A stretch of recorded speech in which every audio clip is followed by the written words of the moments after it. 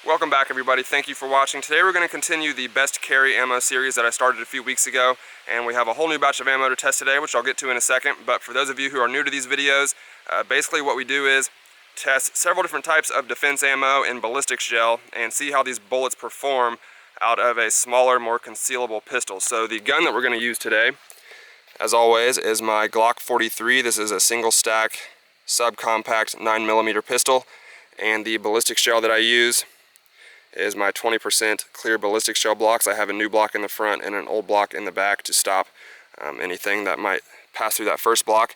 And in these carry ammo tests, we use the FBI heavy clothing kit on the front of our first gel block here. And the heavy clothing kit is a thin t-shirt layer, a thick t-shirt layer, a layer of heavy fleece material, and a layer of denim. So all the ammo that I'm going to test today was sent to me by viewers, and I just want to thank you guys who sent me the ammo to test in this video. I really appreciate that. But I'm going to go ahead and get this ammo out, and I will show you guys the first round that we're going to shoot today. Alright guys, the first round we're going to test today is the 135 grain plus P Hornady Critical Duty. And you can see the bullet there. I know a lot of you guys have been asking to see this one, so let's go ahead and step back and see how it does.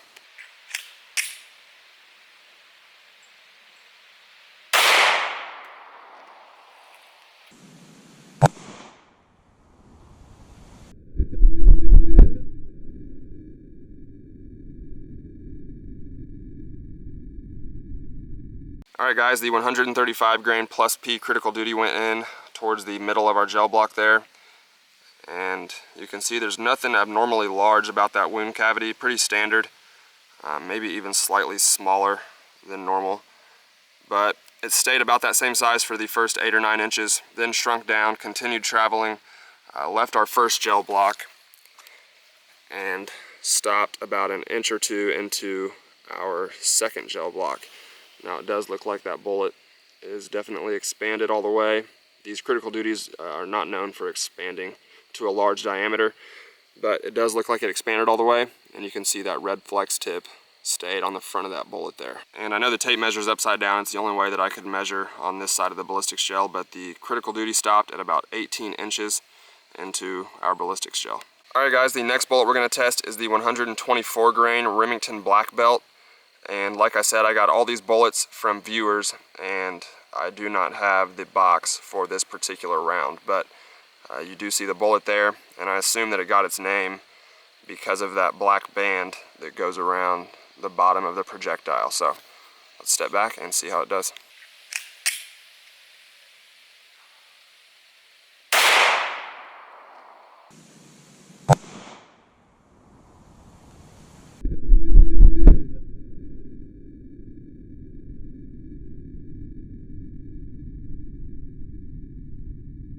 Alright guys, so our 124 grain Remington Black Belt went in right beside our Critical Duty, and you can see that wound channel there. I think it has a slightly larger wound channel than the Critical Duty does, and it continued traveling down the gel block and stopped right there towards the end of our first gel block. And you can see that that bullet definitely looks like it fully expanded and performed pretty well. And here's another angle of the two wound channels side by side. The one on the left is the Critical Duty, and the one on the right is the Remington Black Belt. And as you can see, the Remington Black Belt definitely has a larger wound channel. And our 124 grain Remington Black Belt stopped at about 15 inches into our ballistics gel. Alright, the next bullet we're going to test is the Federal Premium 124 grain plus P HST. And you can see that bullet there. I've done a lot of tests with the standard pressure 124 grain HST, but this is the first time I've tested the plus P version, and I know a lot of you guys have asked to see this one as well, so let's step back and see how it does.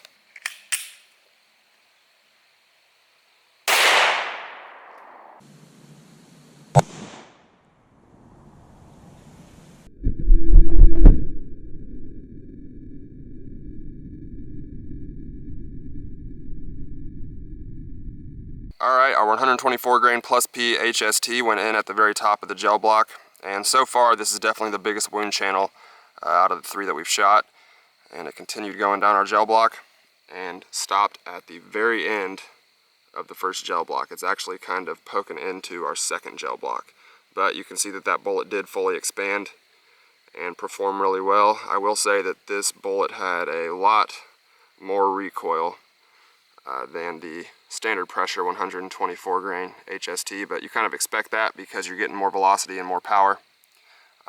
But it was quite a bit more recoil. And these are 16-inch gel blocks, so obviously the 124 grain plus P HST stopped at 16 inches into our ballistics gel. Alright guys, the fourth and final round we're going to shoot is the 115 grain plus P plus 9B PLE. This is a Federal high shock bullet, and I do not have the box for these either. Like I said, these were all sent to me by a viewer, so I don't have the box for some of these, but coincidentally I just had another viewer ask me to test these yesterday, and I was sent these about a week ago, so I figured I'd go ahead and run these in our test today. I have never shot a plus P plus round on the channel before, so I'm kind of curious to see how this one does.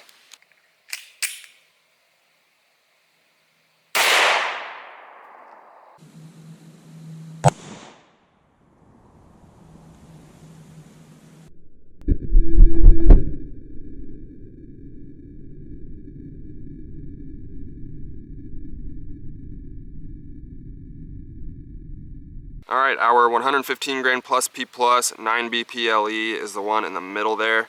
It's kind of hard to see from the side. I will show you from the top here in a second, but it continued traveling down our ballistics gel and stopped right there about 2/3 of the way into our first gel block.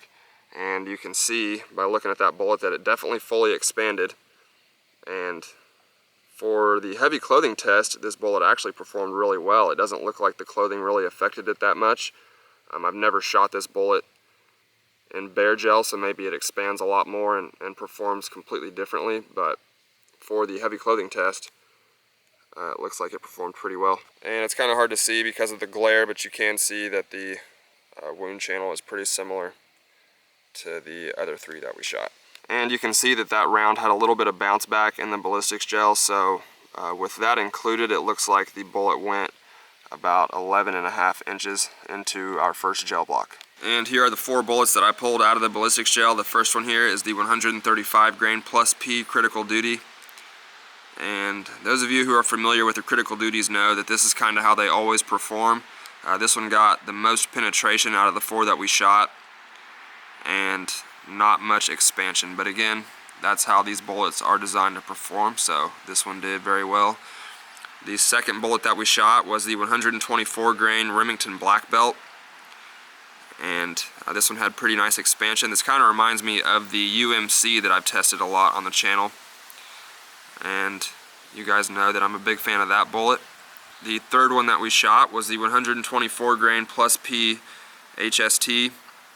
And you can see that there's actually some of that clothing in the cavity, that hollow point, but it doesn't look like it affected the performance at all. This bullet expanded quite a bit and performed really well. I actually have a 124 grain standard pressure HST right here that I tested in the past in the same heavy clothing test, and you can see that the plus P definitely expanded more. So it looks like that extra velocity definitely helped it expand and perform really well. The fourth and final bullet that we shot was the Federal high shock 115 grain 9B PLE plus P plus. That's a mouthful, but this bullet expanded a lot, definitely the most expansion out of the 4 that we shot today, and also penetrated the least.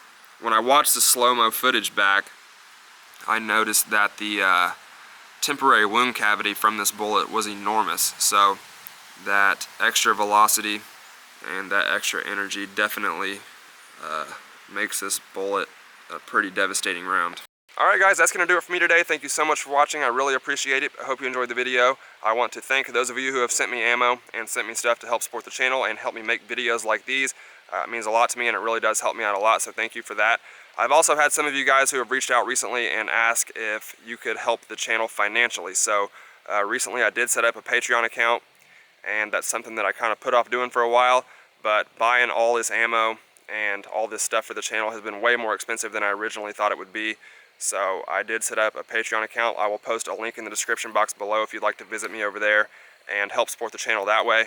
I'm also going to be taking video suggestions, video ideas, and interacting with you guys a lot over there as well. If you like this video, please give it a thumbs up for me. Thanks for watching, guys, and I'll see you next time.